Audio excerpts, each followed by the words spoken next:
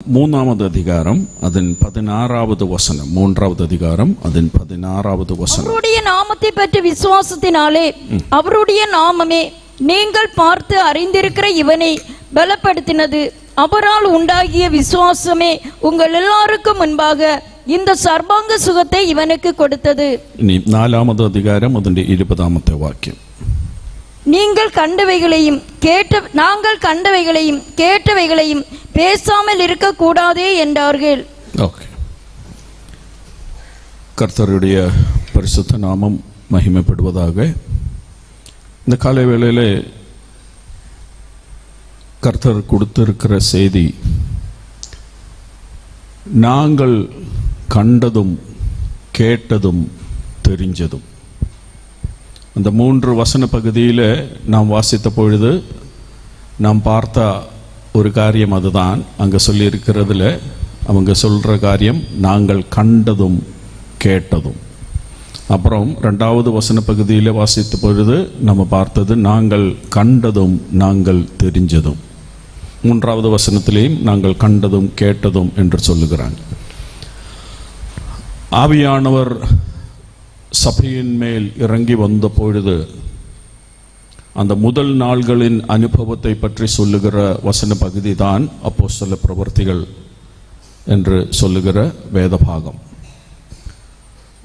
அதில் ஆவியானவர் வந்தால் சில காரியங்களை காண முடியும், சில காரியங்களை கேட்க முடியும், சில காரியங்களை தெரிய முடியும்.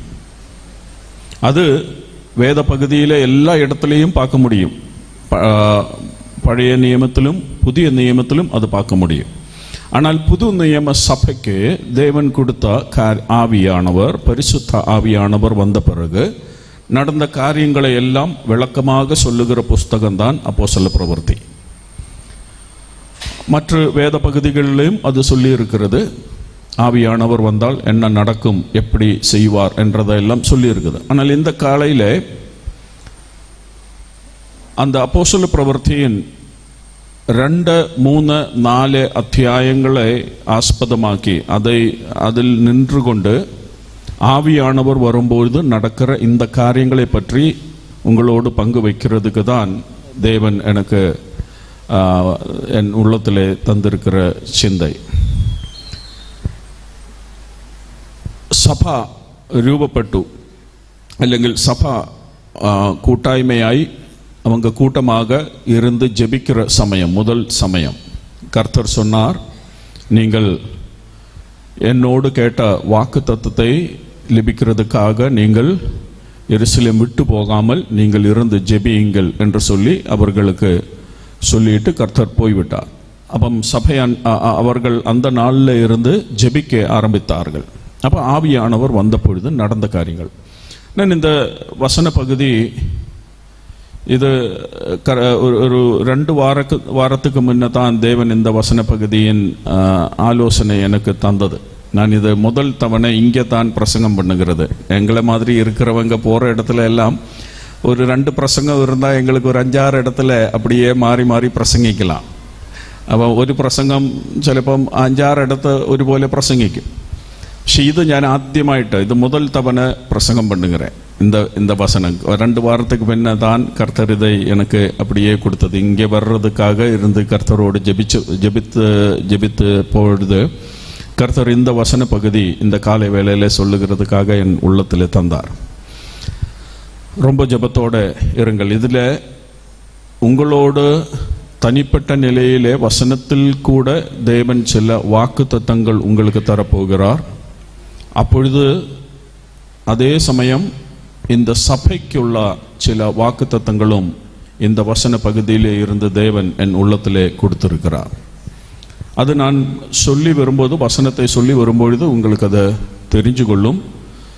വ്യക്തിപരമായി தனிப்பட்ட நிலையில உங்களோடு சொல்லுகிறதை உங்களுக்கு அது புரிஞ்சு கொள்ளும். ஆவியானவர் அதை உங்களுக்கு சொல்லி தருவார். சபைக்குள்ளதை அது கர்த்தர் அதையும் தெளிவாக சொல்லிவிடுவார். இங்கே 3 காரியங்கள் நம்ம பார்க்க போகிறோம். ஒன்று, முதலாவது நாங்கள் பார்த்த காரியங்கள். அவர் சொல்லுகிறது நாங்கள் கண்டது, நாங்கள் பார்த்ததும் நாங்கள் கேட்டதும் என்று சொல்லும் பொழுது அதில் முதல்ல நாங்கள் பார்த்த காரியங்கள், ஆவியானவர் வந்தால் என்ன பார்க்க முடியும், என்ன காண முடியும் என்று அவர்களுடைய அந்த அனுபவத்தில் இருந்து கொண்டு சில காரியங்களை சொல்லும் பொழுது தேவன் உங்களோடு சொல்லுகிற சில வார்த்தைகளும் அதுக்குள்ளே இருக்குது. அங்கே நாங்கள் பார்த்த காரியங்கள் நம்ம பார்க்க போகிறோம். 2வது அதிகாரம் முதல்ல பார்த்த காரியங்களில் ஒன்றாவதாக பார்த்தது 2வது அதிகாரம் அதன் 3வது வசனம். அல்லாமலும் அக்னிமயமான நாவுகள் போல பிரிந்திருக்கும் நாவுகள், அக்னிமயமான நாவுகள் போல பிரிந்திருக்கும் நாவுகள் அவர்களுக்கு காணப்பட்டு போதும். அப்போ ஆவியானவர் வந்த பொழுது முதல் தவணை சபையிலே ஆவியானவர் இறங்கி வரும் பொழுது அவர்கள் கண்ட காரியம், அதைத்தான் அவர்கள் அங்கே எழுதி வைக்கிறது. அக்னி நாவு போലെയുള്ള அப்பிரத்யட்சமாய அடையாளம், கண்களுக்கு பார்க்க முடிகிற நிலைக்கு அவங்களுக்கு தெளிவாக காணப்பட்ட காரியம். ஆவியானவர் வந்த பொழுது பிளர்ந்து இருக்கிற நாவு போல அவர்கள் மேல் வந்து விட்டது. அப்ப அது கண்டு அவர்கள் அதை கண்டார்கள், பார்த்தார்கள் தெளிவாக.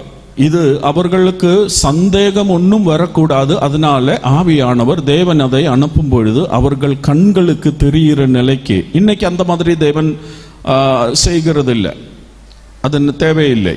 ஆனால் அது முதல் தவணை வந்த பொழுது அந்த மாதிரி அவர்களுக்கு வந்துவிட்டது. அதுக்கு பிறகு ஆவியானவர் பல சமயத்தில் வந்த காரியங்கள் வசனத்தில் இருக்கு, அப்போஸ்தலர் பிரவர்த்தியிலே இருக்கு. எல்லா இடத்துலையும் அந்த மாதிரி வந்ததாக எழுதப்பட்டதில்லை, காணப்பட்டதில்லை.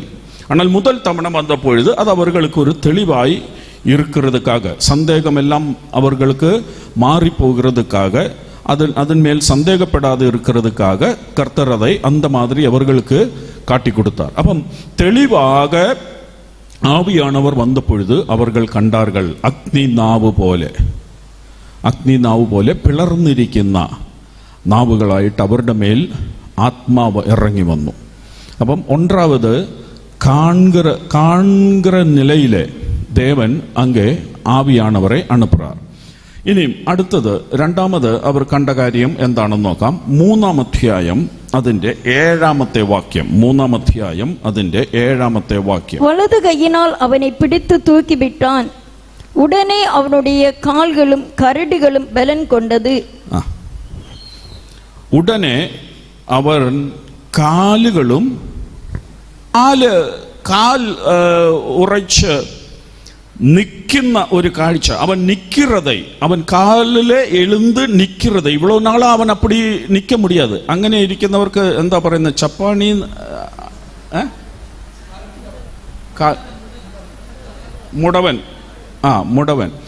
முடவனாக இருக்கிறவன். ஆனால் அவன் இப்பொழுது எழுந்து நிற்கிறது ஒரு பெரிய காட்சி. அவங்களுக்கெல்லாம் ஒரு பெரிய காட்சியாய் இது இருக்கிறது. இவன் இந்த ஆலயத்தின் அந்த வாசல் படியில இவ்வளோ நாளா இவன் இந்த மாதிரி இருக்கிறத தான் இவங்க உட்கார்றத தான் இவங்க பார்த்திருக்கிறது. ஆனால் இப்பொழுது அவன் எழுந்து நிற்கிறான். நான் அங்கே இருந்து உங்களோடு சில தனிப்பட்ட வாக்கு தத்தத்தை தேவன் கொடுக்கிறதை நான் சொல்லிட்டு அடுத்த விஷயத்துக்கு போகிறேன். நிற்கிறது என்றால் வேத புஸ்தகத்திலே கிறிஸ்துவ வாழ்க்கையிலே அது என்னத்தை காட்டுறது என்று நான் சொல்லிக் கொடுக்க போகிறேன். അത് ഉങ്ങളുടെ ചിലരോട് ഉള്ള ദൈവിക ഒരു അരുളപ്പാടായിട്ട്, ദൈവത്തിൻ്റെ ഒരു വാക്തത്വമായിട്ട്, ദൈവത്തിൻ്റെ ഒരു വചനമായിട്ട് നിങ്ങൾ ഏറ്റെടുക്കണം. നിൽക്കുക എന്ന് പറഞ്ഞാൽ അത് വിശ്വാസത്തിലെ ഉറുതിയോടെ இருக்கிறதை காட்டுறது தான் நிற்கிறது. வேத புஸ்தகத்தின் ഭാഷയിലെ അതൊരു അടയാളമായി இருக்கிறது. வேதபுஸ்தகத்திலே பாஷையில், வேதபுஸ்தக பாஷையில் நிற்கிறது என்று சொன்னால் முதலாவது பல காரியங்கள் உண்டு. நிற்கிறது என்னவெல்லாம் காட்டுறது என்று நான் சொல்கிறேன். அதில் முதல் காரியம் விசுவாசத்தில் உறுதியோடு இருக்கிறதை தான் அது காட்டுறது. 1-2 வசனம் வாசித்து போகல, அப்போ உங்களுக்கு கொஞ்சம் கூட நல்லா அது தெரிஞ்சு கொள்ளும். 1 கொரிந்தியர் 16-ாம் அத்தியாயம் அதன் 13-வது வசனம். 1 கொரிந்தியர் 16வது அதிகாரம் அதன் 13வது வசனம். விழித்திருங்கள், விசுவாசத்திலே நிலைத்திருங்கள். விசுவாசத்திலே நிலைத்திருங்கள். புருஷராய் இருங்கள். புருஷராய் இருங்கள். போதும். அவன் ஒரு புருஷன் என்று சொல்லுகிறது அவன் தைரியத்தை காட்டுறது. புருஷனை தைரியத்துக்கு சின்னமாக நம்ம பொதுவாக பார்க்க முடியும். அப்ப இங்க சொல்லுகிறது விழித்திருங்கள், விசுவாசத்திலே நிலை நில்லுங்கள். அப்ப நிக்கிறது என்று சொல்லுகிறது நீங்கள் யார் என்று திடமாக நீங்கள் யாராய் இருக்கிறீர்கள் என்று காட்டுறதை தான் நிக்கிறது அடையாளமாக இருக்கிறது. இந்த காலை வேளையிலே தேவன் சொல்லுகிறார், விசுவாசத்திலே உறுதியாக தீராத்த சிலர்வர்களோடு தேவன் சொல்லுகிறார், இந்த ஜப கூட்டம் மூலம், இந்த 40 நாள் ஜப கூட்டம் மூலம் உங்கள் விசுவாசத்தின் அளவை தேவன் மாற்றப் போகிறார். நீங்கள் விசுவாசத்திலே நல்ல தைரியம் உள்ளவர்களாக தீரப் போகிறீர்கள். அது ஆவியானவர் செய்ய போகிற ஒரு காரியம். அது 40 நாளுக்குள்ள, அது 40 நாள் ஜெபம் முடிகிறதுக்குள்ள உங்களுக்கே தெரிகிற அளவுக்கு உங்க விசுவாசத்தின் அளவு மாறிவிடும். நீங்கள் கேட்கிற வசனத்தினால், நீங்கள் ஜெபிக்கிற ஜெபத்தினால், நீங்கள் இங்கே செய்கிற ஆராதனையின் நிமித்தம் உங்க விசுவாசத்தின் அளவை தேவன் மாற்றப் போகிறார். நம்புறவங்கள் இருந்தால் இன்னைக்கு அதை ஏற்றெடுங்கள். தேவன் அது உங்களுக்காக செய்வார். இந்த 40 நாள் முடிகிறதுக்கு முன்பாக நீங்கள் விசுவாசத்திலே பயங்கரமாக மாற்றப்பட்டவராக, உங்களால் தேவன் சில அற்புதங்களை செய்கிற அளவுக்கு நீங்கள் விசுவாசத்திலே பெரியவர்களாக மாறப்போகிறீர்கள். என்னைக்கும் எல்லா நாளும் இந்த மாதிரி இந்த அளவில் விசுவாசத்தில் இருந்தா போராது. நீங்க ஜெபத்துக்கு வர்றீங்க, நல்லதுதான். நீங்க பாட்டு பாடுறீங்க, நல்லதுதான். நீங்க கையடிக்கிறீங்க, நல்லதுதான். ஆனால் நீங்கள் வளர வேண்டும். நீங்கள் எழுந்து நிற்க வேண்டும். அது காட்டுறது உங்கள் விசுவாசத்தின் திருடதையை, உங்கள் விசுவாசத்தின் உறுதியை காட்டுகிறது தான். அந்த அளவுக்கு தேவன் உங்களில் சிலர்களை மாற்றப் போகிறார். இனியும் ஒரு வாக்கியம் கூட அதனோட அது அந்த காரியம் புரிகிறதுக்காக இன்னும் ஒரு வார்த்தை வாசிக்கலாம். எபேசிய லேகனம் 6வது அதிகாரம் 13-14 வாக்கியங்கள். எபேசிய லேகனம் 6:13-14. ஆகையால் தீங்கு நாளிலே அவைகளை நீங்கள் எதிர்க்கவும் சகலத்தையும் செய்து முடித்தவர்களாய் நிற்கவும் திராணி உள்ளவர்கள்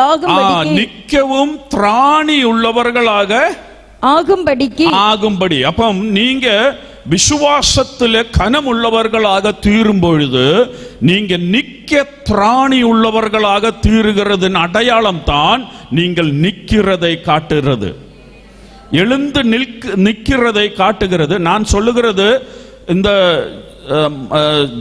ശരീരത്തിൽ എഴുന്നേറ്റ് നിൽക്കുന്ന, ഇപ്പൊ ഇരിക്കുന്ന നിങ്ങൾ എഴുന്നേറ്റ് നിൽക്കുന്ന കാര്യമല്ല ഞാൻ ഈ പറയുന്നത്. நான் சொல்லுகிறது ஆவிக்குரிய காரியத்தை பற்றி தான் நான் சொல்லுகிறது. நீங்கள் எழுந்து நிற்கிறது என்று காட்டுகிறது நீங்கள் சகலத்தையும் எதிர்த்து நிற்க தைரியம் உள்ளவர்களாய் தீர்ந்திருக்கிறீர்கள் என்றதை காட்டுறது. பிசாசு வரும்பொழுது அந்த வழியா வருகிறான், இந்த வழியா வருகிறான் என்று கேட்கும் பொழுது பயந்து இருக்கிறவங்களாக இல்லை, நீங்கள் அந்த நேரத்தில் தைரியம் உள்ளவர்களாக, ஆவியினால் நிரப்பப்பட்டவராக, ஆவியின் பலத்திலே நீங்கள் எழுந்து நின்று அவனை எதிர்க்கத்தக்க ஒரு தைரியம் உங்க மேல் வரப்போகிற தினங்கள் இந்த 40 நாளுகளில் தேவன் அதை இந்த ஜெபத்தின் நடுவில் செய்ய போகிறார். நீங்கள் பயந்து உட்கார்றவங்களாக அல்ல, ஆமென், ஒதுங்கி கொடுக்கிறவர்களாக அல்ல, அதை எதிர்த்து நிற்கத்தக்க வண்ணம் நீங்க மட்டுமல்ல, உங்கள் തലമുറകൾ, உங்கள் കുഞ്ഞു, ദൈവാത്മാവെന്നോട് വ്യക്തമായി പറയുന്നു, നിങ്ങളുടെ തലമുറകളിൽ ചിലര് ഭയങ്കര ധൈര്യശാലികളായിട്ട്, ശത്രുവിനെ വെല്ലുവിളിക്കുന്ന ധൈര്യമുള്ളവരായിട്ട് എഴുന്നേൽക്കുവാൻ ദൈവം ചിലരെ അഭിഷേകത്തോടെ കൂടെ നിർത്താൻ പോകുകയാണ്. ഭയന്നു നിൽക്കുന്നവരായിട്ടല്ല, ധൈര്യമുള്ളവരായിട്ട് എഴുന്നേറ്റ് നിൽക്കുവാൻ, ശത്രുവിന്റെ വെല്ലുവിളിക്കുവാൻ. ஆமென். போன நாள்களிலே உங்களை சவால் செய்து கொண்டு இருந்த பிசாசின் சக்திகளை வெல்லுவிழிக்கத்தக்க வண்ணம், அதை எதிர்த்து நிற்கத்தக்க வண்ணம் നിങ്ങളുടെ തലമുറകളിൽ ചിലരെ ദൈവം അഭിഷേകം ചെയ്യും. അപ്പം எழுന്നேற்று நிற்குக என்று പറഞ്ഞാൽ எழுந்து நிற்குக என்று சொன்னால் அது காட்டுகிறது உங்கள் விசுவாசத்தின் லெவலை அதை காட்டுகிறது. நீங்கள் விசுவாசத்தில் எப்படி இருக்கிறீர்கள் என்றதை அது காட்டுகிறது. இனி അടുത്തത് എഴുந்து നിൽക്കുക എന്ന് പറയുന്നത് രണ്ടാമത് അത് കാണിക്കുന്നത് ദേവ സമൂഹത്തിലെ നിக்கிறதை அது காட்டுகிறது. எழுந்து நின்றால் உட்கார்றதை விட எழுந்து நிற்கும் பொழுது அது தேவ சமூகத்திலே நான் நிற்கிறதை காட்டுகிறது. தேவ சமூகத்தில் போய் நிற்கணும் என்றால் நான் எம்மாதிரி இருக்கிறவன் என்று தெரிஞ்சு கொள்ள வேண்டும். ஒரு சாதாரணக்காரனுக்கு தேவ சமூகத்தில் போய் நிற்க முடியாது. அப்ப நான் தேவ சமூகத்தில் நிற்கிறவன் என்றால் எப்படிப்பட்டவன் எப்படிப்பட்டவள் என்று தெரிஞ்சு கொள்ள வேண்டும். ഒന്ന് രണ്ട് വാക്യങ്ങൾ അതിനോടുള്ള ബന്ധത്തിൽ വായിക്കാം. റോമാലേഖനം 5:2. റോമാലേഖനം 5:2. അവർ മൂലമായി നാം இந்த கிருபையில் பிரவேசிக்கும் ஸ்லாக்கியத்தை விசுவாசத்தினால் பெற்று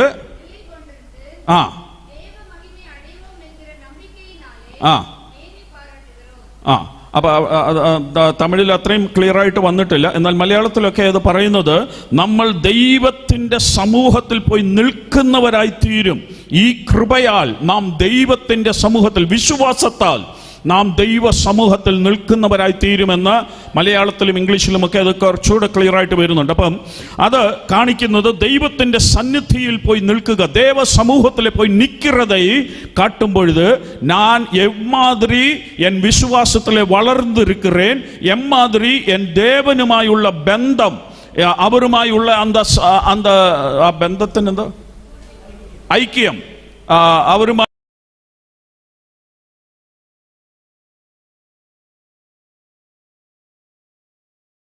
இருக்குது. இதெல்லாம் காட்டுகிறது தான் நிற்கிறது காட்டுகிறது. ஆவிக்குரிய வாழ்க்கையிலே கிறிஸ்துவ வாழ்க்கையிலே நிற்கிறது காட்டுகிறது. தேவ சமூகத்திலே நான் இருக்கிறேன் என்றதை காட்டுகிறது.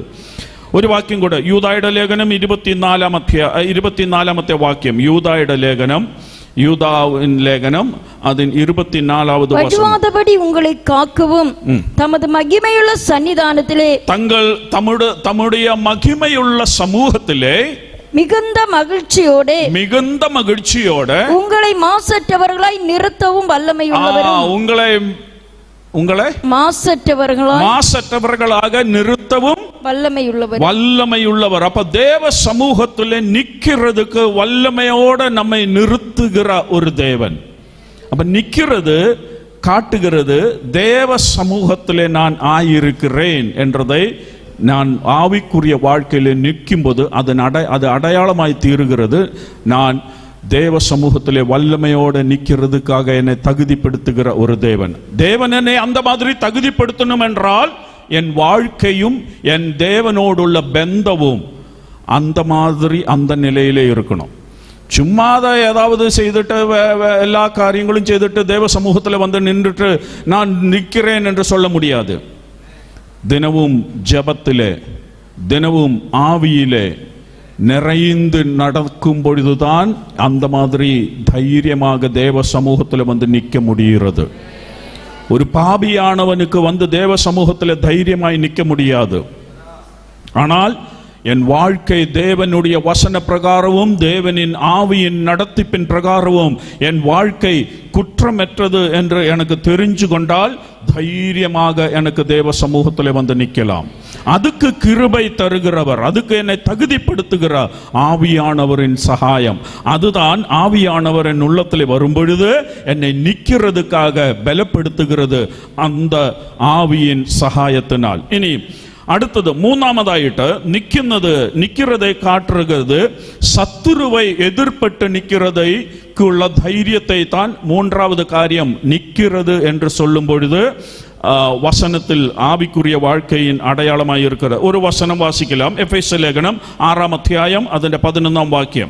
எபேசு ലേഖനം 6-ാം അധ്യായം അതിന്റെ 11-ാമത്തെ വാക്യം. பிசாசின் தந்திரங்களோடு எதிர்த்து நிற்க திராணி பிசாசின் தந்திரங்களோடு எதிர்த்து நிற்க திராணி உள்ளவர்களாக. அப்ப மூன்றாவது நிக்கிறது காட்டுகிறது என்னவென்றால் நான் பிசாசினோடு எதிர்த்து நிற்க உள்ளவன் என்று காட்டுகிறது தான் நிற்கிறது அடையாளமாய் இருக்கிறது. அதுக்கு ஆவியானவரின் நிறைப்பு வாழ்க்கையிலே உண்டாக வேண்டும். பரிசுத்த ஆவியின் நிறைவு வாழ்க்கையிலே உண்டாக வேண்டும். பரிசுத்த ஆவியின் நிறைவு இல்லாமல் பிசாசினோட எதிர்த்து நிற்க அவ்வளோ ஈஸியான காரியம் அல்ல. ஆவியில் நீங்கள் நிறைந்திருந்தால், பரிசுத்த ஆவியினால் நீங்கள் நிறைந்திருக்கிற அளவுக்கு உங்களுக்கு பிசாசோட எதிர்த்து நிற்க திராணி கிடைக்கும். அதனால் இந்த நாளுகளில் நீங்க ஜெபிக்க வேண்டும். ஆண்டவரே, என் வாழ்க்கைக்கு நேரே, என் குடும்பத்துக்கு நேரே, என் பிள்ளைகளுக்கு நேரே, என் பிசினஸுக்கு நேரே சத்ரு கொண்டு வருகிற எல்லா அவனுடைய வேலைகளையும் எதிர்த்து நிற்கிறதுக்கு எனக்கு ஆவியின் நிறைவு, அந்த அனுபவம் எனக்கு தர வேண்டும் என்று நீங்க ஜெபித்தால், இந்த 40 நாள் உபவாசம் கழியறதுக்கு முன்பாக உங்களுடைய அளவுகளுக்கு വലിയ மாற்றம் வரும். நீங்கள் ധൈര്യം உள்ளவராய், നിങ്ങൾ പിശാചിനെ എതിർത്തു നിൽക്കുന്നവരായി, ഭയന്നോടുന്നവരായിട്ടല്ല, ഞാൻ മുമ്പേ പറഞ്ഞതുപോലെ നിങ്ങൾ ഭയന്നിരിക്കുന്നവരായിട്ടല്ല, അതിനെ എതിർത്ത് നിൽക്കുവാൻ ബലമുള്ള ത്രാണിയുള്ളവർകളാக நீங்க தீர போகிறது. அவன் அந்த மாதிரி நான் உன்னை அப்படி போட்டுடுவேன் இப்படி போட்டுடுவேன் சொல்லி அவன் உங்களை பயப்படுத்தும் பொழுது ധൈര്യமாக சொல்ல முடியணும். அவனை எதிர்த்து நின்று ധൈര്യമായി சொல்ல வேண்டும். വചനം പറയുന്നത്, പത്രോസിന്റെ ലേഖനത്തിൽ പറയുന്നത്, പിശാചിനോട് എതിർത്ത് നിൽപ്പീൻ എന്നാൽ അവൻ നിങ്ങളെ വിട്ട് ഓടും എന്നാ പറയുന്നത്. പിശാചിനോട് എതിർത്ത് നിൽപ്പീൻ, അപ്പോൾ അവൻ നിങ്ങളെ വിട്ട് ഓടും. അവൻ உங்களை விட்டு போகணும் என்றால் நீங்கள் அவனோடு எதிர்த்து நிற்கணும் என்றால் ஆவியின் பலம் ஆവശ്யம்தான். ஆவியின் பலம் தேவைதான். அதனால் ஆவியின் நிறைவு, ஆவியின் ஸ்நானம், ஆத்ம ஸ்நானம் பிராபிக்காத யாராவது இருந்தால் இந்த 40 நாளுகளுக்குள்ள ஆவியின் ஸ்நானம் பெற்றுக்கொள்ள வேண்டும். அது நீங்கள் உங்களை பலனோட பிசாசின் தந்திரங்களோ உங்கள் வாழ்க்கையை எதிராக வருகிறது, உங்கள் நன்மைகள், உங்கள் ஆரோக்கியத்தின் எதிராக, உங்கள் பிள்ளைகளின் உயர்ச்சிகளுக்கு எதிராக வருகிற சகலத்தையும் எதிர்த்து நிற்க നിങ്ങൾക്ക് ബലം തരും. അതിന് വേറെ ആരുടെയും സഹായത്തിനായിട്ട് നിങ്ങൾ ഓടിപ്പോകേണ്ട കാര്യമില്ല. நீங்களே ஜெபித்து தைரியமாக ஆவியினால் நிறைந்து நின்று ஜெபித்தால், அவனை எதிர்த்து நின்றால் அவன் உங்களை விட்டு ஓடிடுவான். அதுக்குள்ள பலம் உங்களில் சிலர்களுக்கு தேவன் இந்த நாள்களில் பகர போகிறார். അപ്പം മൂന്നാമതായി നമ്മൾ കണ്ടത് പിശാചിനോട് എതിർത്ത് നിൽക്കാൻ. നാലാമത് മുമ്പേ നമ്മൾ കണ്ടതുപോലെ മറ്റൊരു കാര്യം കൂടെ, വിശുദ്ധിയിൽ ആയിരിക്കുന്നതിനെ കാണിക്കുന്നതാണ് നിൽക്കുക എന്ന് പറയുന്നത്. நிக்கிறதை காட்டுகிறது நான் பரிசுத்தவாள் என்று காணிக்கிற ஒரு காரியம். 1-2 വചനങ്ങൾ സങ്കീർത്തനത്തിൽ നിന്ന് വായിക്കാം. പഴയ നിയമത്തിൽ നിന്ന് ഞാൻ 2 വാക്യങ്ങൾ എടുക്കുകയാണ്. 1-ാം സങ്കീർത്തനത്തിന്റെ 5-ാം വാക്യം നമുക്കെല്ലാം தெரிகிற വാക്യം. സങ്കീർത്തനങ്ങൾ துன்மார்க்கர் நியாய தீர்ப்பிலும் பாவிகள் நீதிமான்களின் சபையிலும் நிலை நிற்பதில்லை. അപ്പം പാപികൾ எங்க நிக்கிறதில்லை? நீதிமான் சபைகளில் நிக்கிறதில்லை. அப்ப நான் நிக்கிறேன் என்றால் நான் யாரு? நான் நீதிமான். நான் நிக்கிறதை காட்டுகிறது, நான் நீதிமான் என்றதை காட்டுகிறது. நான் நீதிமான் ஆனால் எனக்கு நிக்க முடியும்.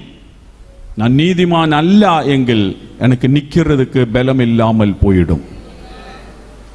அது தேவ சமூகத்தில் மட்டுமல்ல, தேவ சபையிலே எனக்கு தைரியமாய் நிற்க முடியணும் என்றால் நான் நீதிமானாய் இருக்க வேண்டும், நீதியுள்ளவளாக இருக்க வேண்டும்.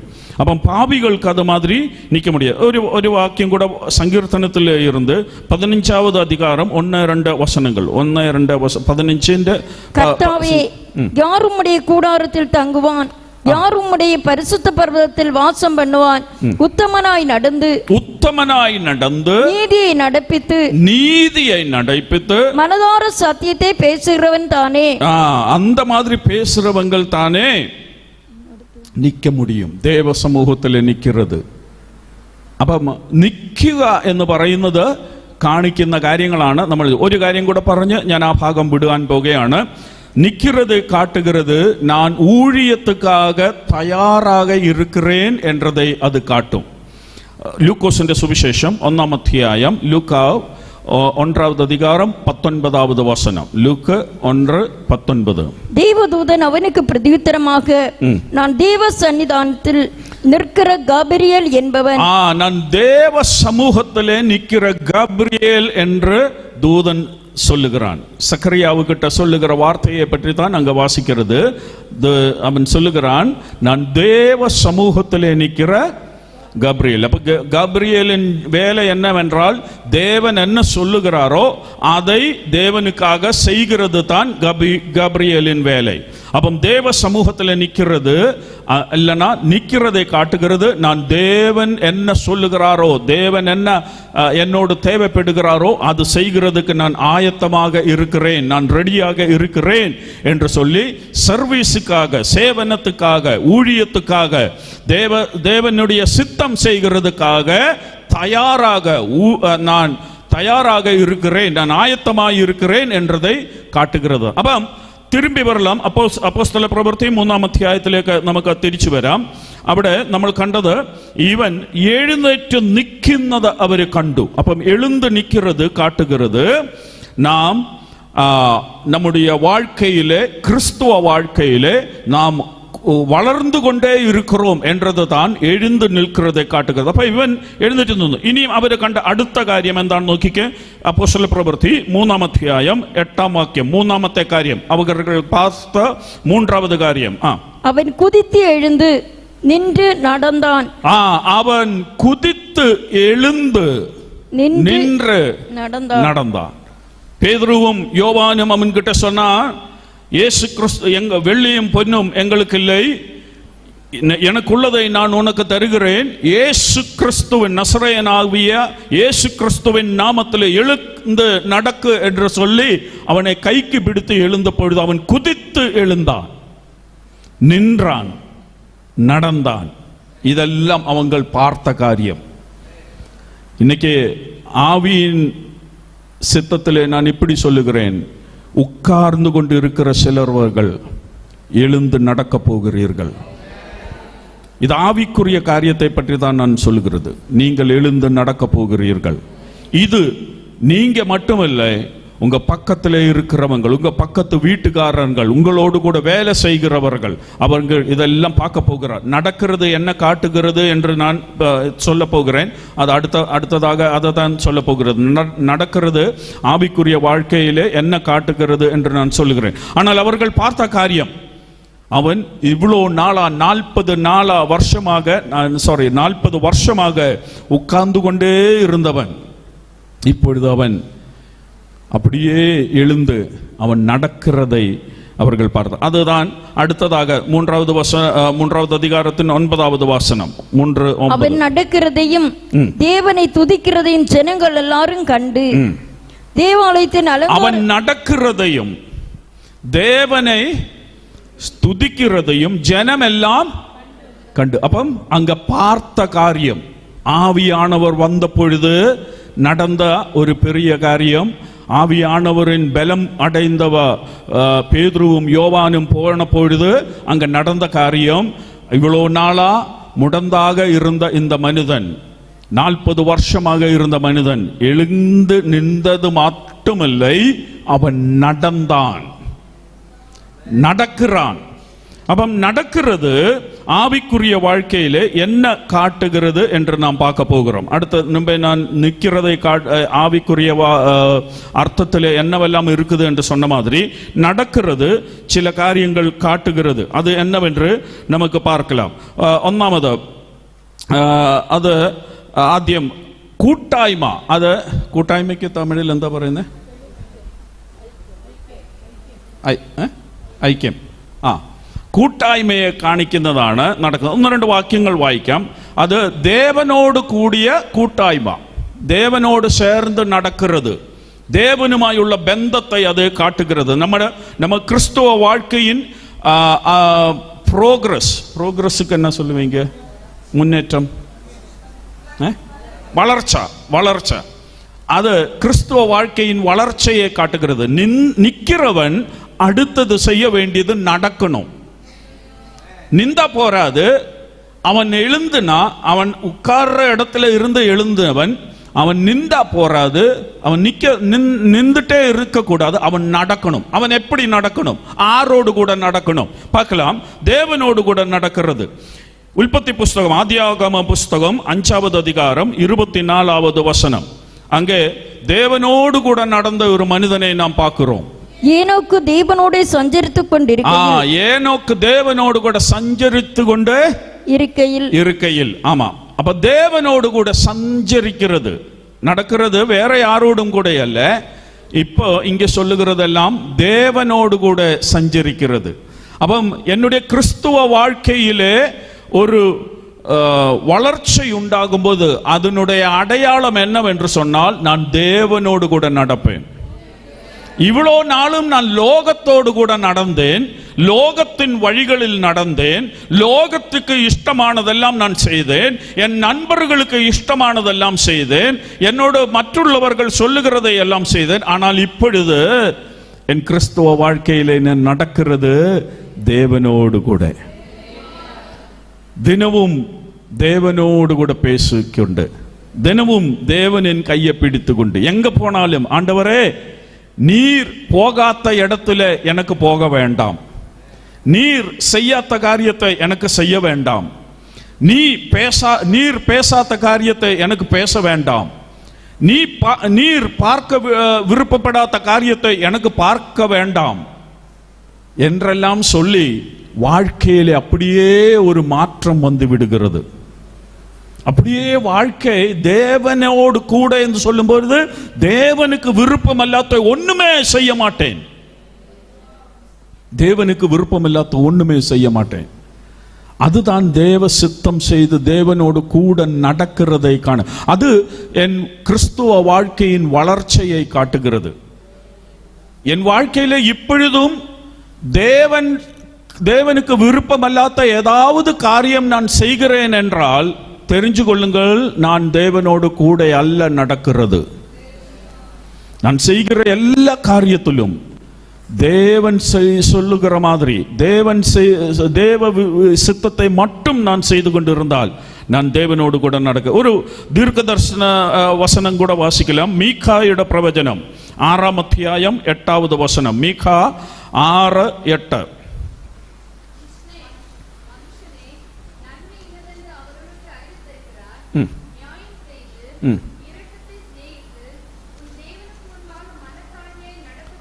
உன் தேவனுக்கு முன்பாக மனத்தாழ்மையோட நடக்க வேண்டும். அப்ப நடக்கிறது ஆரோடு கூட? தேவனோடு கூட. எப்படி? மனத்தாழ்மையோடு கூட. വലിയ അഹങ്കാരിയായിട്ടല്ല, വലിയ പ്രൗഢി കാണിച്ചുകൊണ്ടല്ല, താഴ്മയോടെ, மனத்தாழ்மையோடு. அப்ப நான் நடக்கிறதை பார்க்கும்போது, நான் மற்றுள்ளவர்களோடு நான் இடபழகிறதை பார்க்கும்போது, எப்படி இடபழகிறேன் என்று பார்க்கும்போது தெரியும் நான் தேவனோடு கூட நடக்கிறது இல்லை நான் உலகத்தின் பிரகாரமா என் சித்தம் பிரகாரமா நடக்கிறது என்று தெரியும். என் பேச்சில், நான் பேசுறதில்ல, நான் செய்கிற காரியத்தில் நான் எப்படி இடபழகிறேன், மனத்தாழ்மையோடையா இடபழகிறேன்? ഇല്ല, നാം വലിയ പ്രാസംഗികൻ, അതുകൊണ്ട് നിങ്ങളെല്ലാവരും ഞാൻ പറയുന്നത് പോലെ കേൾക്കണം, അല്ലെങ്കിൽ നിങ്ങൾ എനിക്ക് അത് ചെയ്തു തരണം, ഇത് ചെയ്തു തരണം എന്ന് പറഞ്ഞ അഹങ്കാരമല്ല, താഴ്മ, മനത്താഴ്മയുണ്ടാകണം. മനത്താഴ്മ இருந்தால் அதனர்த்தம் நான் தேவனோடு கூட நடக்கிறேன். மனத்தாழ்மை இல்லாத ஏதாவது விஷயம் வாழ்க்கையில் இருக்குதென்றால் இன்னைக்கு தேவனோடு சொல்லுங்கள், ஆண்டவரே, தாழ்மையுள்ள ஒரு மனது எனக்கு தர வேண்டும். என் வாழ்க்கையில் எனக்கு உம்மோடு சேர்ந்து நடக்கிறதுக்கு தடசமாக மனத்தாழ்மை இல்லாமல் இருந்தால் அதை எடுத்துவிட்டு எனக்கு தாழ்மையுள்ள ஒரு மனசை தர வேண்டும் என்று சொல்லணும். അപ്പം നടക്കുന്നത് കാട്ടുகிறது தேவனோடு கூட உள்ள அந்த கூட்டாய்மை, ஃபெல்லோஷிப், அது தான் நடக்கிறது. 2, தேவனை ஆசிரியிச்சு, ட்ரஸ்ட், தேவனை ஆசிரியம் பண்ணி நடக்கிறதை காட்டுகிறது. நடக்கிறது என்று சொல்லும்போது என்னுடைய ஆசிரியம் எல்லாம் தேவனின் மேல் தான். அவருடைய வாக்குத்தத்தங்களை நம்பி, அவர்களை அப்படியே நம்பி, அவர்களை ട്രസ്റ്റ് എന്ന് പറയുന്നത് നമ്പുക എന്നാണോ? വിശ്വസിക്കുക, ஆசிரியிക്കുക நம்பிக்கை அதை தேவன் மேலே நம்பிக்கை போட்டு நான் நடக்கிறது. 2 கொரிந்திய லேகனம் 2வது லேகனம் 5வது அதிகாரம் 7வது வசனம். அல்ல 2 கொரிந்தியர் 5:7. நாங்க நடக்கிறது பார்வையினால் அல்ல, அப்புறம் எப்படி? விசுவாசத்தால் நாங்க நடக்கிறோம். அப்ப நடக்கிறது விசுவாசத்தால். நாங்கள் பார்க்கிறதை, கண்ணாலே பார்க்க முடிகிறதை கண்டுகொண்டு அல்ல நாங்கள் நடக்கிறது, விசுவாசத்தால் நடக்கிறோம். அப்படி என்றால் விசுவாசத்தாலே நடக்கணும் என்றால் ஆறு மேலே நம்பிக்கை வேணும்? தேவன் மேலே, கர்த்தர் மேலே நம்பிக்கை வேணும். அப்போ நான் என் விசுவாச வாழ்க்கையிலே, கிறிஸ்துவ வாழ்க்கையிலே வளர்ந்து கொண்டு இருக்கிறேனா என்று தெரிகிறதுக்காக நான் எப்படி நடக்கிறேன் என்று பார்த்தால் போதும். கண்ணால பார்க்க முடிகிறதை மட்டும் தான் நான் நம்புகிறேன் என்றால், அதுக்காகத்தான் நான் தயாராகுவேன் என்றால், நான் தேவனை நம்பிக்கொண்டு அல்ல நடக்கிறது, விசுவாசத்தாலே அல்ல நடக்கிறது. ஆனால் கண் മുൻപിലെ ഒന്നുമേ യാതൊരു സാധ്യതയും കണ്ണിന്റെ മുൻപിൽ ഇല്ലാത്തപ്പോഴും വിശ്വാസത്താൽ ചുവടുകൾ എടുത്തു വയ്ക്കാൻ ധൈര്യം അകത്തുണ്ടെങ്കിൽ അതിന്റെ അർത്ഥം ഞാൻ ദൈവത്തെ ആശ്രയിച്ചാ നടക്കുന്നത്, நான் தேவனை நம்பிக்கொண்டு தான் நடக்கிறது. நம்ம இங்க கர்த்தருடைய தாசன் செல்வன் பாஸ்டர் ஜெபித்தார்.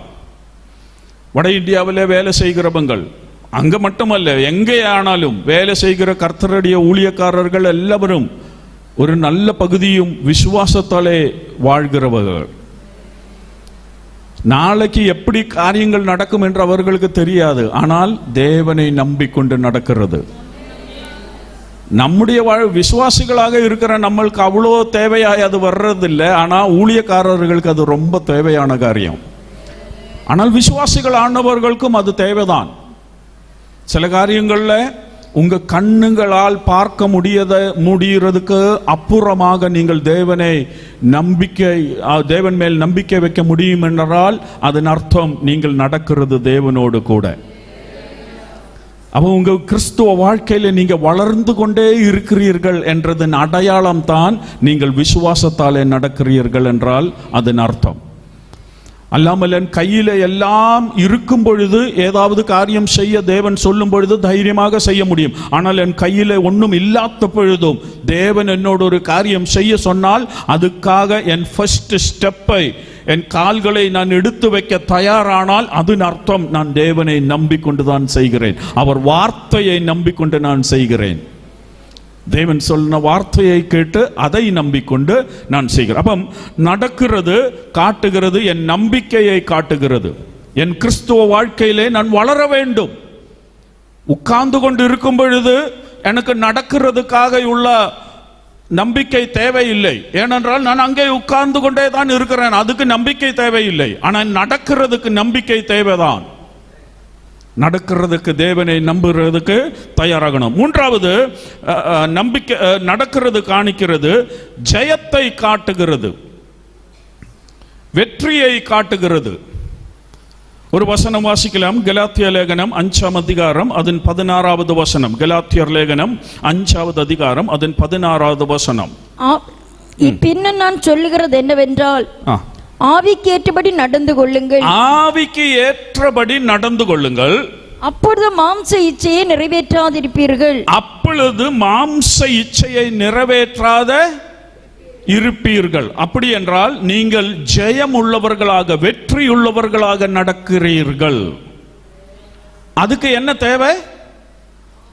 ஆவிக்குள்ளவர்களாக நடக்க வேண்டும். அதனால தான் நான் சொன்னது இதெல்லாம் ஆவியின் கிரியை. அதனால தான் சொன்னது ஆவியின் நிரப்பு, ஆவியின் ஸ்நானம் ரொம்ப தேவையான காரியம் தேவ பிள்ளைகளுக்கு. அந்த ஆவியின் ஸ்நானம் இல்லாமல், ஆவியின் நிறைவு இல்லாமல் வெற்றியுள்ள வாழ்க்கை செய்கிறது ரொம்ப கஷ்டம். இங்க வாசித்தது அதுதான். ஆவியில் நிறைந்து நடக்க வேண்டும். அப்பொழுது லோகத்தின் ഇച്ഛകൾ, ലോകത്തിൻ ഇഷ്ടം ചെയ്യാതെ നമുക്ക് നടക്കാൻ ജയിച്ചവരായിട്ട് തീരാൻ പറ്റും, ജയാളികളായി തീരും.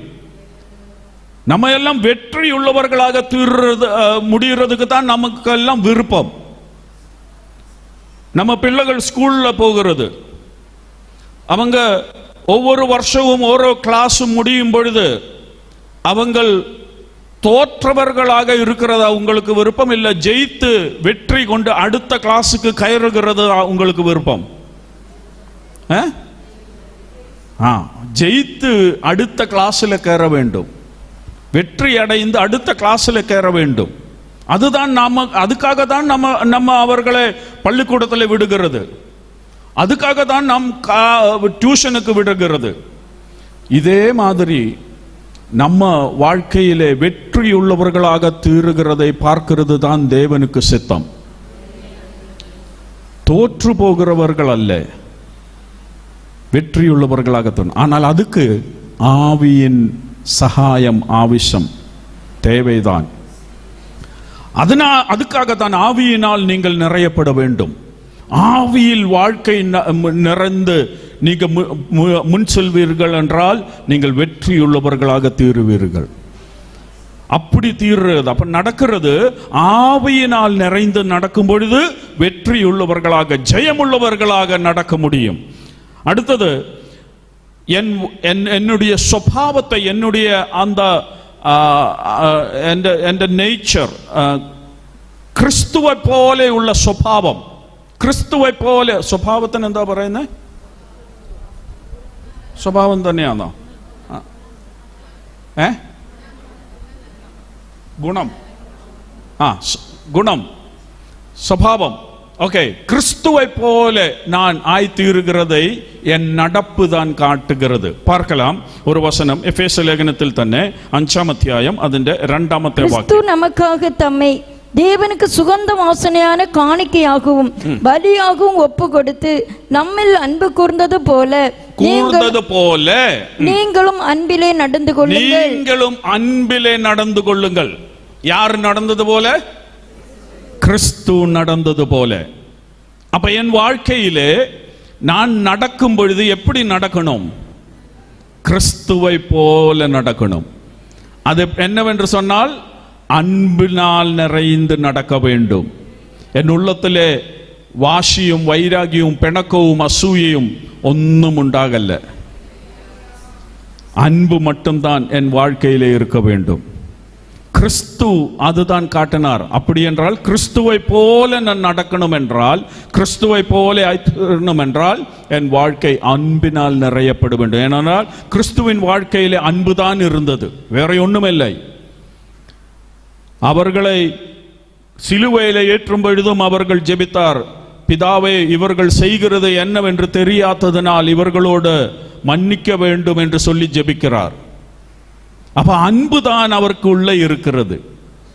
உங்களோட யாராவது ஏதாவது செய்தால் அவர்களுக்கு அன்பினால் ஜெபிக்க வேண்டும், கிறிஸ்து செய்தவர். அப்ப நான் நடக்கிறது அன்பு நிறைந்தவனாக, அன்பு நிறைந்தவளாக நடந்தால் அதன் அர்த்தம் நான் கிறிஸ்துவின் சுபாவத்தை தரித்து கொண்டு நடக்கிறேன்.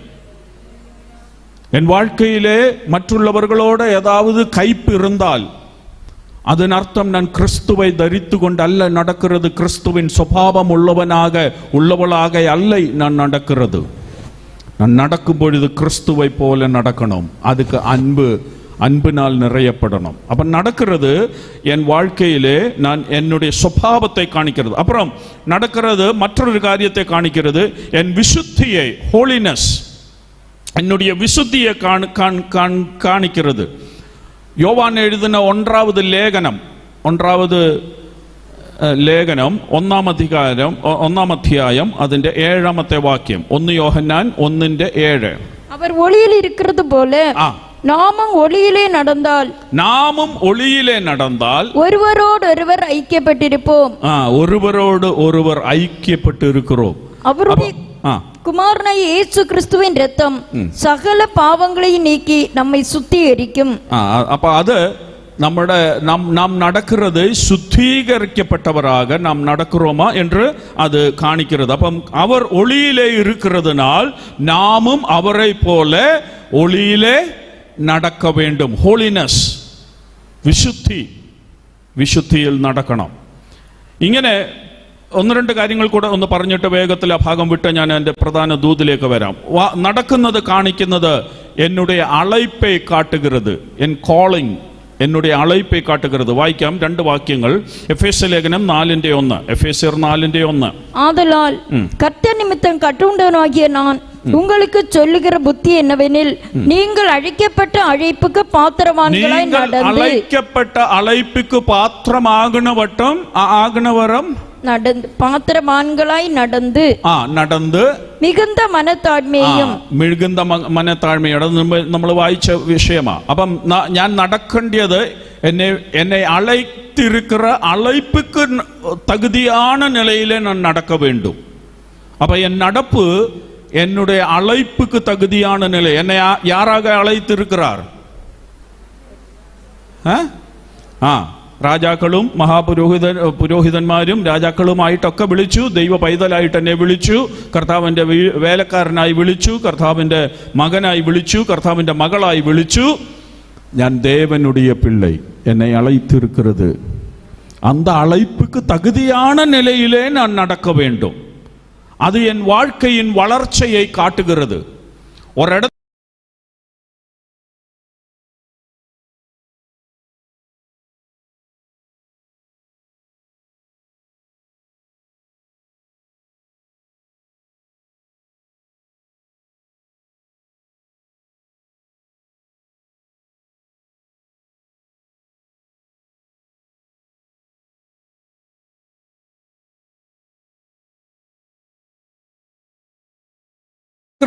நிக்கிற குழந்தை என்ன செய்யணும்?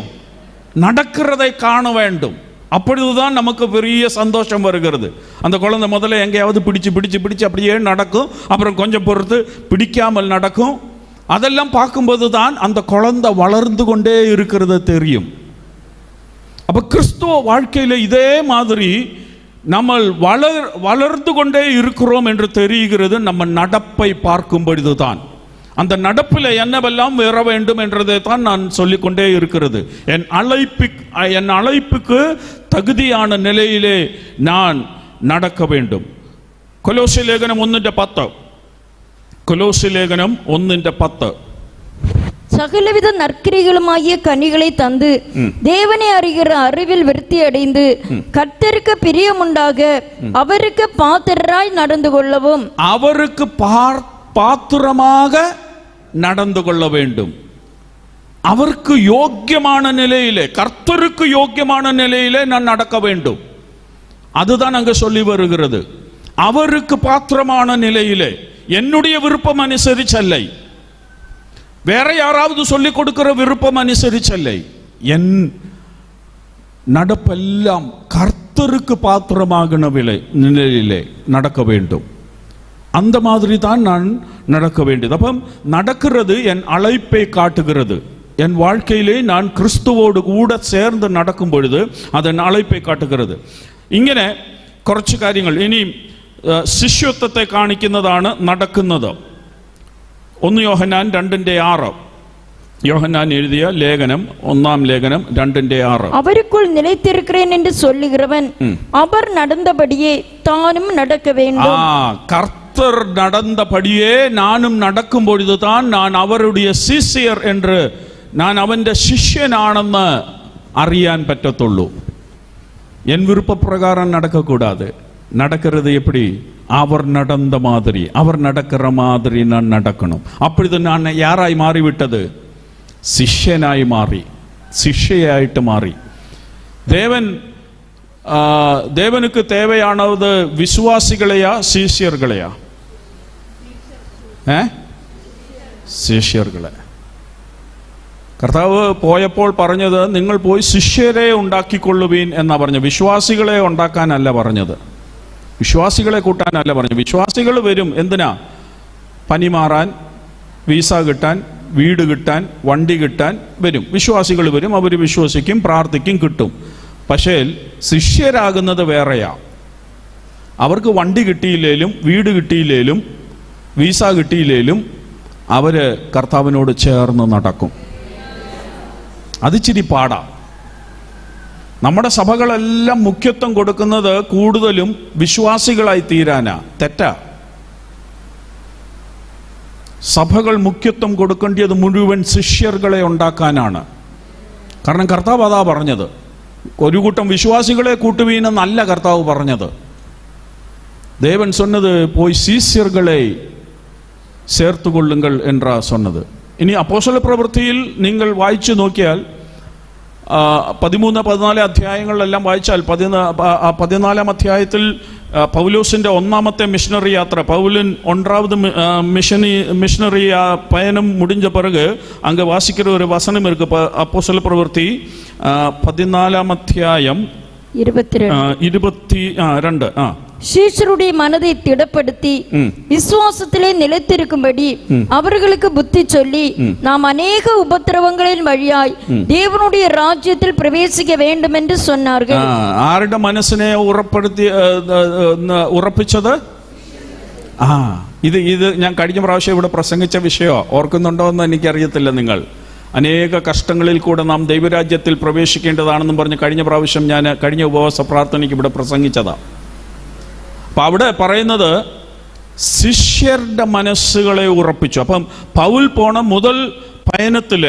முதல் மிஷனரி பயணத்திலே அவர் போன இடத்துல எல்லாம் அவர் போன 4-5 இடங்கள் இருக்குது. அந்த இடத்துல எல்லாம் அவர் அப்படியே போன பிறகு திருப்பி அந்தியோக்கியாவுக்கு போற வழியில அந்த இடத்துல எல்லாம் திரும்பியும் அவர் அவர்களை சந்தித்து தான் போகிறார். ஆனால் போகிற சமயத்துக்குள்ள இவர்களை யாராக்கி விட்டார்கள்? ശിഷ്യர்களാക്കി വിട്ടാர்கள். വിശ്വാസികളായിട്ടല്ല, അവരെല്ലാം ശിഷ്യരായി കഴിഞ്ഞു.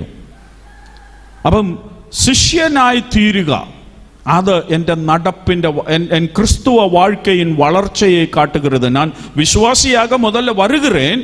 தேவ சமூகத்தில் நான் வரும்பொழுது நான் விசுவாசியாகத்தான் வருகிறேன். ஆனால் அந்த விசுவாசியாக இருக்க வாழ்நாள் முழுவன் விசுவாசியாக இருக்கக்கூடாது. நான் அங்கே இருந்து வளரணும். வளர்ந்து சிஷ்யனாக வேண்டும். சிஷ்யன் என்றால் எஜமானன் செய்கிற மாதிரி அதே மாதிரி செய்கிறவன், அதுதான் சிஷ்யன். அப்ப அந்த அளவுக்கு நான் வளரும் பொழுதுதான் நான் தேவனோடு கூட நடக்கிறது. திரும்பி வரலாம், அப்போஸ்தல பிரவൃத்தி 3வது அதிகாரத்துக்கு திரும்பி வரலாம். அங்க வந்து இவங்கள் பார்த்த அடுத்த காரியம் என்னவென்று பார்க்கலாம். 3வது அதிகாரம் 11வது வசனம். அப்பம் நடக்கணும், എഴുന്നേറ്റ് നിന്ന് കഴിഞ്ഞ് അവൻ നടന്നു. ഇനി അവൻ നടന്ന് ഇവൻ ഇപ്പോൾ എവിടെയാണെന്ന് നമുക്കൊന്ന് നോക്കാം. അപ്പോസ്തല പ്രവൃത്തി 3-ാം അധ്യായം അതിന്റെ 11-ാമത്തെ വാക്യം. குணமாக்கப்பட்ட சப்பானி பேதுருவையும் யோவானையும் பற்றிக்கொண்டிருக்கையில் ஜனங்கள் எல்லாரும் பிரமித்து சாலமோன் மண்டபம் எண்ணப்பட்ட மண்டபத்திலே அவர்களிடத்திற்கு ஓடி வந்தார்கள். அப்ப இப்ப இவன் யார் கூட இருக்கிறான்? பேதுருவோடும் யோவானோடும் கூட இருக்கிறான். பாருங்கள், இவ்வளவு நாளும் அவன் எங்கே இருந்தான்? அந்த மண்டபத்தின் வாசல் படியிலே இருந்தவன். ஆனா இப்ப அவனுடைய இடம் மாறிவிட்டது. இப்ப அவன் யார் கூட நிக்கிறான்? பேதுருவோடும் யோவானோடும் கூட நிக்கிறதை அவர்கள் கண்டார்கள், பார்த்தார்கள். அவர்கள் கண்கள் முன்பாக அது பார்த்து விட்டார்கள். அவனுடைய இடம் மாறிவிட்டது, அவனுடைய பொசிஷன் நிலைமை மாறிவிட்டது. அவனுக்கு ஒரு ப்ரமோஷன் கிடைச்சு விட்டது. வாழ்க்கையிலே அவனுக்கு ஒரு ப்ரமோஷன் கிடைக்கிறது. அவன் இப்போ ஊழியக்காரர்களோடு சேர்ந்து நிற்கிறான். இவ்வளோ நாளா அங்க வெளியில இருந்தவன், ஆனால் இப்போ அவன் ஆலயத்துக்குள்ளே ஊழியக்காரர்களோடு சேர்ந்து நிற்கிறான். நான் ஒரு வார்த்தை தேவன் சொன்னதை சொல்லி விடுகிறேன். உங்களில் சிலர்களின் കുഞ്ഞുങ്ങൾ, നിങ്ങളുടെ തലമുറകൾ, നിങ്ങളിൽ നിങ്ങളുടെ ചില കുഞ്ഞുങ്ങൾ അവർ ഊഴിയക്കാരர்களോട് ചേർന്ന് നിൽക്കുന്ന അവസ്ഥയിലേക്ക് ചിലരെ ദൈവം മാറ്റാൻ പോകുകയാണ്. അവരിന്നിരിക്കുന്ന ഇരിപ്പിടം ദൈവം മാറ്റും. അവരിന്നിരിക്കുന്ന അവസ്ഥകളെ ദൈവം മാറ്റും. விசுவசிக்காமல் இன்று பகல் நீங்கள் விசுவசிச்சோ நம்ப முடியும் என்றால் நீங்கள் நம்புங்கள்.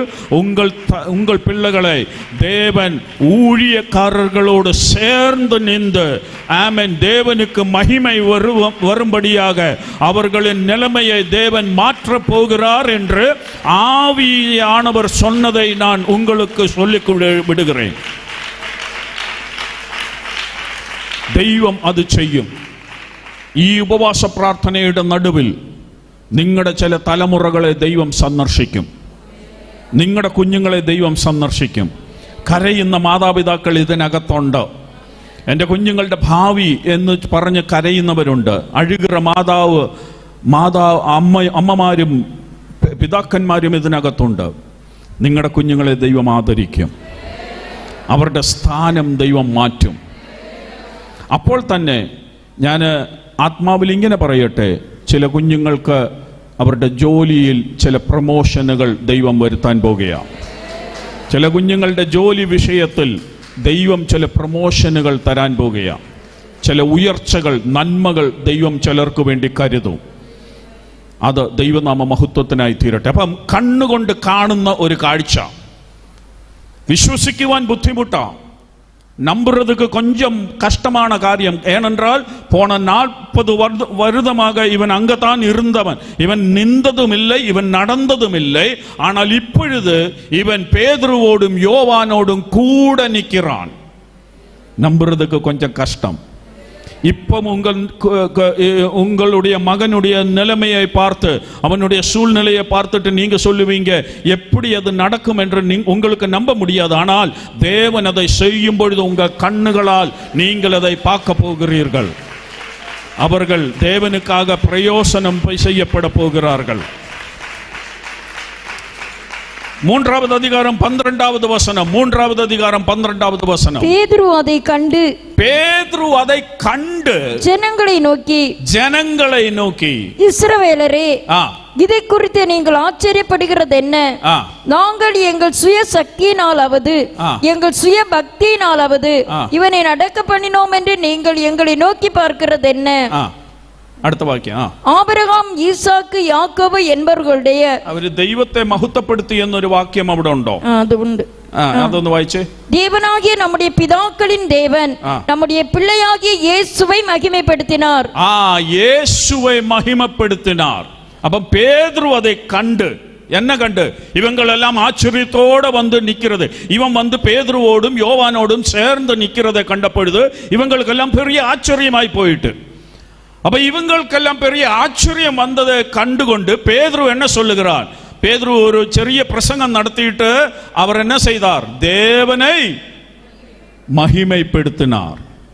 കാണത്തക്ക നിലയിൽ യേശുവിന് മഹത്വം വരുന്ന നിലയിൽ ചിലത് ഇവിടെ നടക്കും. இந்த 40 நாள் ஜப கூட்டத்துக்குள்ள தேவனுக்கு மகிமை வரத்தக்க வண்ணம் சிலது காணத்தக்க நிலையிலே தேவனுக்கு மகிமை கொடுக்கிற நிலையிலே சிலது இங்க நடக்க போகிறது. நீங்க நம்புங்கள், நீங்க விசுவசிக்குங்கள்.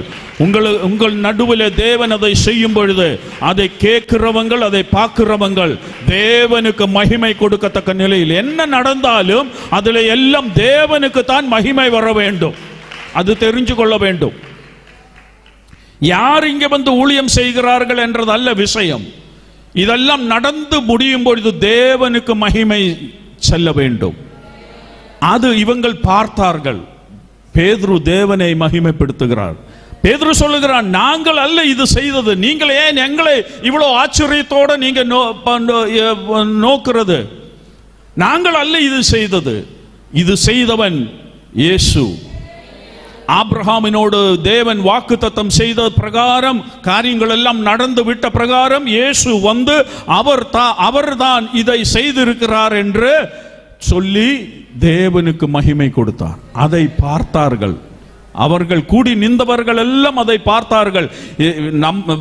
നമ്മളൊക്കെ ഇന്നത്തെ കാലത്താണെങ്കിൽ അവർ പറഞ്ഞു, ഇത് ഞാൻ പ്രാർത്ഥിച്ചപ്പോൾ സംഭവിച്ചതാ, ഞാൻ ജപിത്തപ്പെടുന്നതാ, ഞാൻ தான் அவனோட சொன்னது எழுந்து நடக்கு என்று சொன்னது, அதனால நான் சொன்னப்போது அது நடந்தது என்றெல்லாம் சொல்லுவாங்க இன்னைக்கு.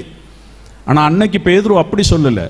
அவங்க எல்லாம் பார்க்கத்தக்க நிலையிலே பேதுரு சொன்னான், இது நாங்கள் அல்ல செய்தது, தேவன் செய்தார், மகிமை தேவனுக்கு, தேவன் செய்தார், அதனால் மகிமை தேவனுக்கு என்று சொன்னார். அப்ப அது பார்க்கக்கூடிய நிலையில், அவர்கள் எல்லாம் பார்க்கக்கூடிய நிலையிலே தேவனுக்கு மகிமை கொடுத்தார். அடுத்தது 3வது அதிகாரம் 16வது வசனம். 3வது அதிகாரம் அவங்க பார்த்த அடுத்த காரியம், அவருடைய நாமத்தை பெற்ற விசுவாசத்தினாலே அவருடைய நாமமே நீங்கள் பார்த்து அறிந்திருக்கிற இவனை பலப்படுத்தினது.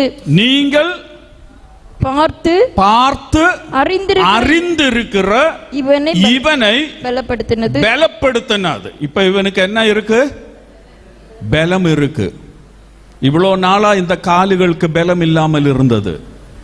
நிற்க கூடாத காலுகள், நடக்க கூடாத காலுகள், எழுந்து நிற்க கூடாத காலுகளுக்கு இப்ப என்ன வந்து വിട്ടത്? ബലം വന്നു വിട്ടത്. എനിക്ക് ഇനി അതൊക്കെ അങ്ങനെയുള്ള കാര്യങ്ങൾ ബലം എന്തിനെ കാണിക്കുന്നു എന്നൊക്കെ പറയണമെന്നുണ്ട്. പക്ഷെ സമയം ഞാൻ ഭയപ്പെടുന്നതുകൊണ്ട് എനിക്ക് ഈ കാണുന്ന കാര്യമെങ്കിലും ഒന്ന് പറഞ്ഞു നിർത്തണമെന്നുണ്ട്. കേട്ടതും അറിഞ്ഞതും ഇന്ന് ഞാൻ ഇനിയും തൊടുന്നില്ല, അത് തൊടാൻ നേരമില്ല. അതും കൂടെ പറയണമെന്നും കണ്ടാ ഞാൻ തുടങ്ങിയത്, പക്ഷേ നേരമില്ല. ഈ കണ്ട കാര്യങ്ങളെങ്കിലും ഒന്ന് പറഞ്ഞു നിർത്താം.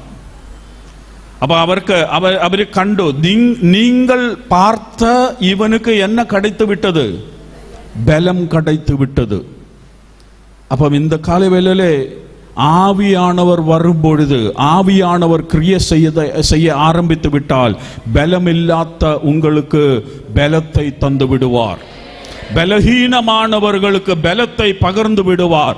இந்த காலை வேளையிலே பல காரியங்களையும் சொல்லி உங்கள் மனது சோர்ந்து போய், உங்கள் ஆத்மாவு சோர்ந்து போய் பலமில்லாதவர்களாக அடுத்த நாளை நான் எப்படி நேர்படுவேன், அதை எப்படி அந்த விஷயத்தை எப்படி கைகாரியம் செய்வேன் என்றெல்லாம் சொல்லி மனதுக்கு பலமில்லாமல், ஆத்மாவில் பலமில்லாமல் இருக்கிறீர்கள் என்றால் தேவன் சொல்லுகிறார், இந்த எழுப்புதல் கூட்டத்துக்குள்ளே, இந்த 40 நாள் உபவாச ஜபத்துக்குள்ளே நீங்கள் ஒரு புது பலனை அடைந்து கொண்டு കഴുകന്മാരെ പോലെ ചിറകടിച്ച് ഉയരുന്ന ഒരു അനുഭവം, നിങ്ങൾ ഇരിക്കുന്നിടത്തു നിന്ന് പറന്നുയരുന്ന ഒരു അനുഭവം, ஆத்மாவில் தேவன் உங்களை பறக்க செய்ய வேண்டிய நிலையிலே நீங்கள் பலமுடை அடைந்து ஷகலா ரகனா ரிகலா ரகதா ஹர்த்தா ரகல் கட பனா ஷகேரிகா ഇന്ന് പകൽ ആമേൻ ബലഹീനപ്പെട്ടത് ബലപ്പെടട്ടെ.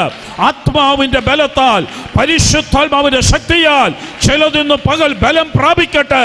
തളർന്ന മനസ്സുകൾ, ആമേൻ കുഴഞ്ഞ മുഴങ്കാലുകൾ ഇന്ന് പകൽ യേശു ക്രിസ്തുവിന്റെ നാമത്തിൽ ബലമടയട്ടെ. ശത്രുവിനെ ഭയന്ന്, വെല്ലുവിളികളെ ഭയന്ന്, ആമേൻ രോഗത്തിന്റെ അവസ്ഥകളെ കണ്ട്, ആമേൻ പല വിഷയങ്ങളെയും കണ്ട് ഭയപ്പെട്ട് ബലമില്ലാതെ ഇരിക്കുന്നതിന്റെ മേൽ ഇന്ന് പകൽ യേശു ക്രിസ്തുവിന്റെ നാമത്തിൽ പരിശുദ്ധാത്മാവിന്റെ ബലം വ്യാപരിക്കട്ടെ. റോഷേഖബെരിയാമ സേഖലിയന്തര ആരഖബദുലമ ഹതോ ലോബോകോ ഷേഖബെരിയ ലിമഖസേഖലിയന്തോ റേഖബെരിയതലെ റംഷി ഖദേ നിമികി സേഖോലിയന്തല അർത്ഥലെ റബസേ റബന്ദേ. യെസ്, ആത്മാവിന്റെ ബലം വ്യാപരിക്കട്ടെ, ആത്മാവിന്റെ വല്ലമൈ വ്യാപരിക്കട്ടെ. ആമേൻ, ആത്മാവിന്റെ വല്ലമൈ വ്യാപരിക്കട്ടെ, ബലം വ്യാപരിക്കട്ടെ. പേടിച്ചു നിൽക്കുവാനല്ല, ഭയந்து நிற்கிறதுக்கு இல்லை, தைரியமாக முன்போட்டு போகுவான் ஒரு பலம், ஆத்மாவுக்குள்ளே ஒரு பலம், மனதுக்குள்ளே ஒரு பலம் இந்த காலை வேளையிலே வரட்டும்.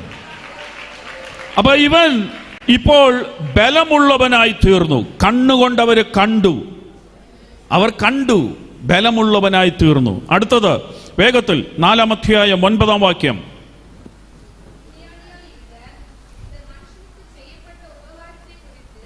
இந்த மனிதனுக்கு செய்யப்பட்ட உபகாரத்தை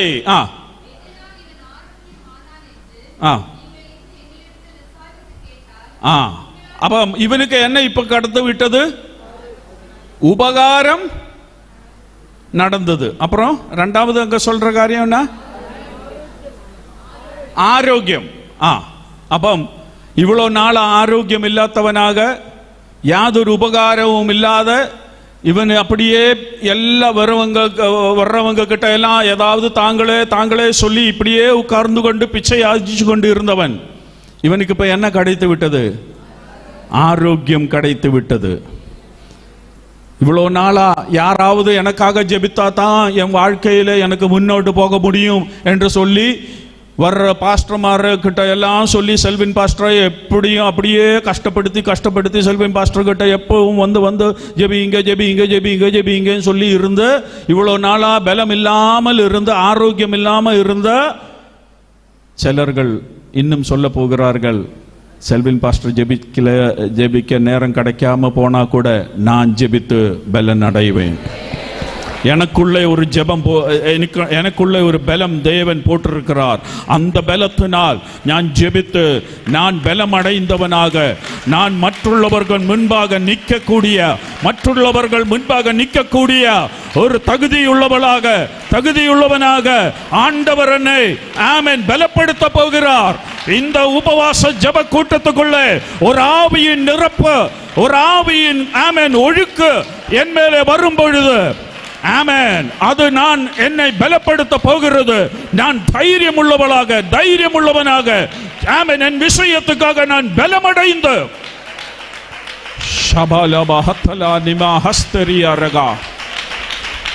அப்பம் ஆவியானவர் வரும்பொழுது பலத்தை கிடைக்கும். அது രോഗിയാ ഇவ்வளவு നാളാ രോഗത്തോടെ ഇരുന്ന ഇവനക്ക് ഒരു കൃപ ലഭിച്ചു എന്നാണ് അവിടെ മലയാളത്തിൽ പറയുന്നത്. കൃപ ലഭിച്ചു, അവന് സൗഖ്യമുള്ളവനായി തീർന്നു. ഇനി അത്രയുമല്ല, 4:13 பேதுருவும் யோவானும் பேசுகிற தைரியத்தை அவர்கள் கண்டு பேதுருவும் யோவானும் பேசுகிற தைரியத்தை அவர் கண்டு. ஆத்மாவு வந்தால் என்ன வரும்? தைரியம் வரும். எதுக்காக? தேவனின் காரியத்தை பேசுறதுக்காக. அதை கண்டு அவர்கள் சொன்னது என்ன? இவர்கள் யாரு? அதான் அடுத்தது, படிப்பில்லாதவர்கள், வெறும் சாதாரண ஜனம். ஆனால் அவர்களுடைய தைரியத்தை பார்த்தார்கள். பேதுருவும் யோவானும் மேலே வந்த தைரியத்தை அவர்கள் கண்டார்கள். அப்போ ஆவியானவர் வரும்பொழுது என்ன வரும்? தைரியம் வரும். தேவனின் காரியத்துக்காக பேசுறதுக்கு தைரியம் வரும். தேவனின் காரியத்தை பேசுறதுக்காக ஒரு பிரத்யேக தைரியம் ஆவியானவர் உங்களுக்கு தருவார். நான் இப்படி சொல்லுகிறேன், நீங்க யார்கிட்டையாவது போய் சுவிசேஷம் சொல்லுகிறதுக்காக இல்ல தேவனின் காரியத்தை சொல்லுகிறதுக்காக போகும்பொழுது பல பொழுதும் நம்ம ஏன் போகாமல் இருக்கிறோம் என்று சொன்னால் நமக்குள்ள பயம் இருக்கு. நான் அங்க போகும்பொழுது அவங்க ஏதாவது கேள்வி கேட்டால் நான் என்ன பதில் சொல்லுவேன் தெரியாது, பயம். அவங்க ஏதாவது എന്താ കുരുട്ട് ചോദ്യം അതിനെന്താ പറയുന്നത്, കുഴയ്ക്കുന്ന ചോദ്യം ചോദിച്ചാൽ ഞാൻ എന്തോ ചെയ്യും? കയ്യിന്റെ ഭാര്യ ആരാന്ന് ചോദിച്ചാൽ എന്തോ പറയും? പേടിയാ. ആരാ? എവിടുന്ന? പേടിയാ. ஆவியானவர் வந்தால் தேவனின் காரியத்தை பேசுறதுக்கு அந்த டைமில், கரெக்டான டைமில் தேவன் உங்களுக்கு ஒரு தைரியத்தை கொடுப்பார். பயப்பட வேண்டாம். நீங்கள் போய் அது செய்கிறதுக்காக நீங்க பயப்பட வேண்டாம். நீங்க போய் பேசுறதுக்கு நீங்க பயப்பட வேண்டாம்.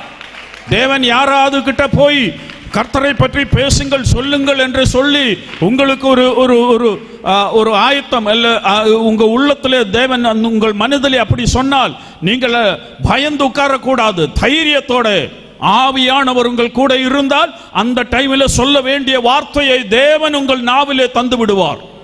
தைரியம் வேணும். இங்கே அவர்கள் பேதுருவின் மேலும் யோவானின் மேலும் அந்த தைரியத்தை பார்த்து விட்டார்கள்.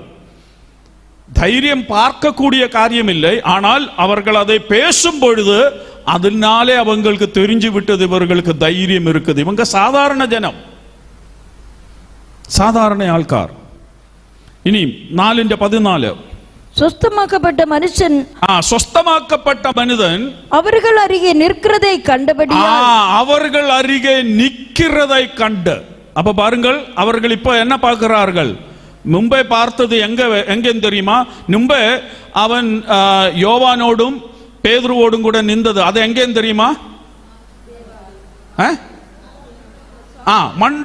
அவன் குணமாக்கப்பட்ட இடத்துல அவன் பேதுருவோடும் யோவானோடும் கூட. ஆனா இப்ப அவன் எங்க நிக்கிறான் தெரியுமா? ഇപ്പൊ അധികാരികളുടെ മുൻപിലാണ് നിൽക്കുന്നത്. ചോദ്യം ചെയ്യാൻ പോകുന്നവരുടെ മുൻപിൽ നിൽക്കുകയാണ്. ആര് നിൽക്കുക? സുഖമാകിയ മനുഷ്യൻ, ഗുണം കടത്ത മനിതൻ. യാരോടുകൂടെ? பேதுருவும் யோவானையும் அவர்கள் சவால் செய்து கொண்டிருக்கும் பொழுது பேதுருவோடும் யோவானோடும் கூட இவனும் நிற்கிறான். ஒரு அடையாளமாக இவன் நிற்கிறான், ஒரு தெளிவாக இவன் நிற்கிறான். தேவனின் கிரியையின் ஆவியானவர் வந்ததின் தெளிவாக அவன் யோவானோடும் பேதுருவோடும் கூட நிற்கிறதை അവர்கள் കണ്ടാர்கள். അപ്പോൾ അവന്റെ പ്രൊമോഷൻ ഇപ്പൊ എവിടം വരെ പോയെന്ന് കണ്ടോ? അധികാര സ്ഥാനങ്ങളുടെ മുൻപിൽ നിൽക്കത്തക്കവണ്ണം അവന് പ്രൊമോഷൻ കിട്ടി. മുമ്പേ അവൻ ആലയത്തിന്റെ അവിടെ ഉണ്ടായിരുന്നുള്ളൂ പേതുരുവിൻ്റെ യോവാനോടും കൂടെ. ആണാ ഇപ്പൊ അവൻ അധികാരികൾക്ക് മുൻപിൽ നിൽക്കുകയാണ്. ചുരുക്കി പറഞ്ഞ അവൻ പേതുരുവിനെയും യോഹന്നാനെയും വിട്ടു പോണതില്ലേ, അവൻ അവരോട് കൂടെ പോകുകയാണ്. அவர்கள் எங்க போகிறானோ அவன் குணம் கிடைத்த பிறகு, அவன் சுகப்பட்ட பிறகு பேதுருவும் யோவானும் எங்க போகிறானோ அவர்களோடு கூட இவனும் போகிறான். அதனாலதான் இப்ப அவன் அதிகாரிகளோட முன்பில் வந்து நிக்கிறது. இல்லைன்னா அவன் வீட்டில் போய் உட்கார வேண்டியவன் தானே, வேற ஏதாவது வேலைக்கு போக வேண்டியவன் தானே. ஆனா அவன் போகல, அவன் ஊழியத்துக்காக இவர்களோடு கூட நடக்கிறான். இவர்கள் என்ன செய்கிறார்களோ, இவர்கள் எங்க போகிறார்களோ அவரோடு கூட போகிறது சுகமாக்கப்பட்ட மனிதன். அது அவர்கள் போகிற இடத்துல எல்லாம் ஒரு தெளிவாக தேவனின் கிரியையின் ஆவியின் வல்லமையின் கிரியையின் தெளிவாக அவன் நிற்கிறான். അടുത്തത് രണ്ട് കാര്യങ്ങൾ കൂടെ പറഞ്ഞ് ഞാനങ്ങ് നിർത്താം. ഒരു കാര്യം ഒന്നുകൂടെ പറഞ്ഞ് 4:16 இந்த மனுஷரை நாம் என்ன செய்யலாம்? இந்த மனிதரை நாம் என்ன செய்யலாம்? எருசலேமில் வாசம் பண்ணுகிற எல்லாருக்கும், எருசலேமில் வாசம் செய்கிற எல்லாருக்கும் தெரிந்திருக்கிறபடி வெளியரங்கமான அற்புதம் இவர்களால் செய்யப்பட்டதே, அதை நாம் இல்லை என்று சொல்லக்கூடாது. வாய்ச்சோ.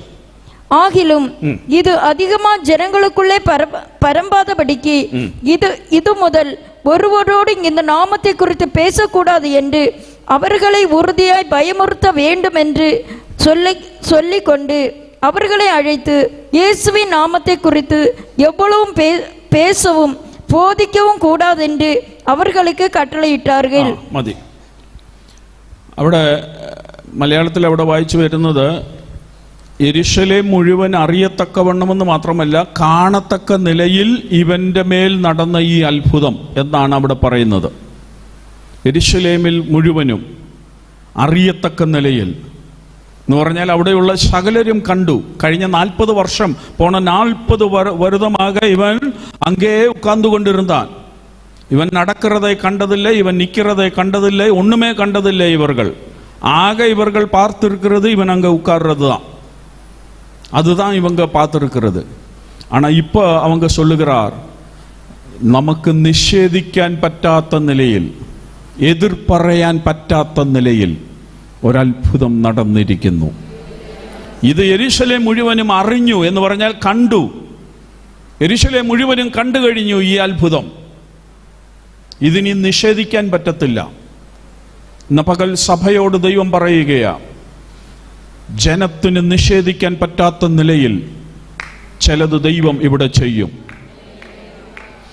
ഇവിടെ ദൈവമുണ്ട്, ഇங்க தேவன் இருக்கிறார் என்று தெளிவாக தெரியப்படும்படி இந்த ஜெப நாளுகளிலே தேவன் சில காரியங்களை செய்வார்கள். அதை யாருக்கும் നിഷേധിക്കുന്നതിന് തമിഴിൽ എന്താ പറയുന്നത്? மறுக்க முடியாமல், மறுத்து சொல்ல முடியாத நிலையிலே தேவன் சிலதை தெளிவாக செய்ய போகிறார்கள்.